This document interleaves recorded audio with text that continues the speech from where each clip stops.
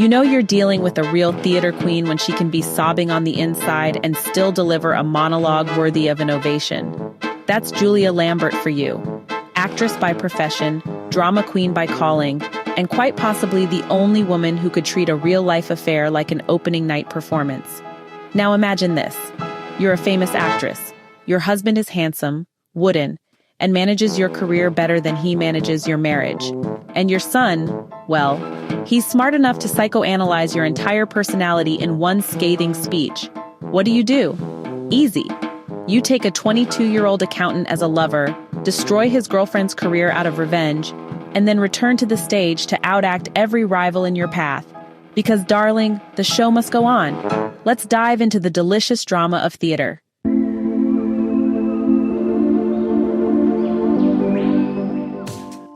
Julia Lambert is a household name in the London theater scene, gorgeous, commanding, legendary. But long before she became the toast of London's stages, she was just another drama student at an acting academy, head over heels for a certain Michael Gosselin. Michael wasn't the brightest bulb on stage. Oh no, he made cardboard cutouts look expressive. But he had something better. Looks. Genteel looks. The kind that made Julia forget everything else, including her career ambitions. She was so smitten, she would have gladly traded fame for a ring on her finger. Now, Michael wasn't exactly dumb. He just had a rule: never mix romance with the profession. Julia, however, wasn't about to let a silly thing like principles get in her way. With relentless scheming and strategic displays of affection, she finally reeled him in. Marriage, here we come. Together, they clawed their way up the theater ladder, Michael more for his beauty and managerial acumen, and Julia for her sheer talent. It was a perfect balance. She brought the drama and he brought the spreadsheets. Until Roger happened. Their son's birth marked the slow death of their marital spark. They stayed faithful, mostly, but their passion dried up like last season's script. Michael busied himself with finances, setting up accounts for both of them, always covering household costs while Julia's bank balance quietly ballooned. Efficient, honest, and tight-fisted, Michael was the kind of man who found romance in balanced ledgers. Enter Thomas Fennell, 22 years old, fresh-faced, eager, and definitely not here just to balance books. Tom, the accountant with ambitions beyond arithmetic, loved the high life he read about in glossy magazines. He wanted in.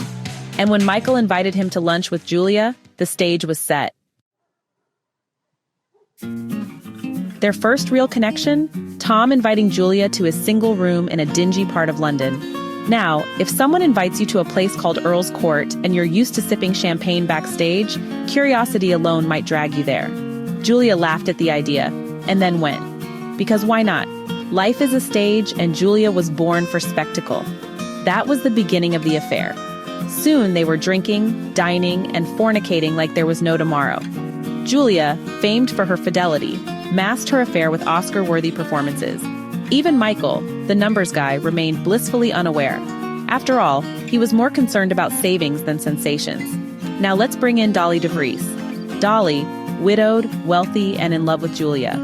That kind of love that tiptoes on the edge of romantic obsession. She was the one who funded Michael's venture into theater management. She was also the one who started suspecting something was up when Julia's performances off stage became just a little too perfect.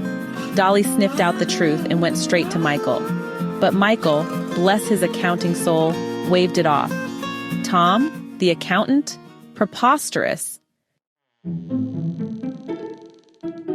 But Julia wasn't just cheating, she was spiraling.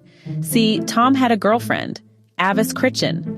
Avis was young, beautiful, and just a little too ambitious for Julia's taste. She wanted to act, and needed Julia's stage as her launch pad.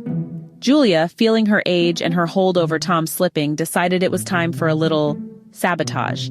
She torpedoed Avis's career with finesse. It wasn't just vengeance, it was art. Julia outacted her on stage, eclipsed her light, and ensured Avis's star never rose. And through this act of destruction, Julia reclaimed herself, not as a lover, not as a wife, but as an actress. But not everyone was buying Julia's act. Roger, her son, delivered the kind of truth bomb that, honestly, no one wants to hear from their own child. In a brutal confrontation, he told her, You don't know the difference between truth and make-believe. You never stop acting. It's second nature to you. You act when there's a party here. You act to the servants. You act to father. You act to me. To me, you act the part of the fond, indulgent, celebrated mother. You don't exist. You're only the innumerable parts you've played. I've often wondered if there was ever a you, or if you were never anything more than a vehicle for all these other people that you've pretended to be. When I've seen you go into an empty room, I've sometimes wanted to open the door suddenly, but I've been afraid to in case I don't find nobody there. That's brutal. That's existential. And that's the moment the mask almost fell. But Julia, she did what she always does. She acted her way past it and turned her fury into performance. She decimated Abbas not just in love, but on stage. That was her catharsis. This Shakespearean spectacle of love, betrayal, performance, and identity crisis is, well, none other than theater by Somerset Maugham. What makes theater special isn't the plot itself, it's the execution. This could have been a mundane love triangle or heck, even a quadrangle drama, but Maugham's crisp prose and dry wit elevate it to something magnetic. Julia Lambert is a character so richly layered that you want to hug her, slap her, and honestly applaud her all at once.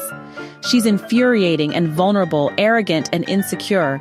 A woman who has performed so long she no longer knows where the act ends and the self begins.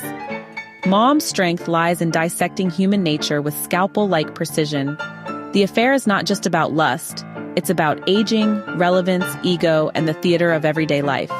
Julia isn't in love with Tom as a person. She's in love with being desired, with feeling young again, with having a role to play.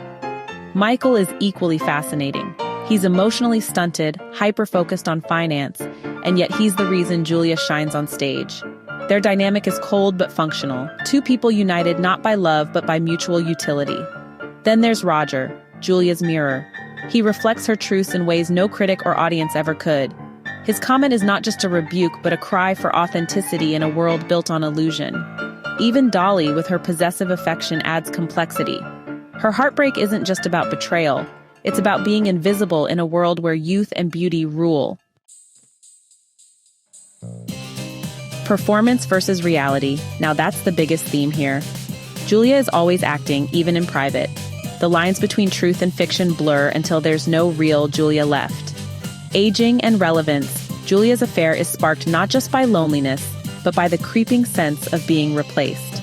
Abbas becomes a symbol of that threat. Love is power. Everyone in Julia's world is either in love with her, managing her, or trying to outshine her.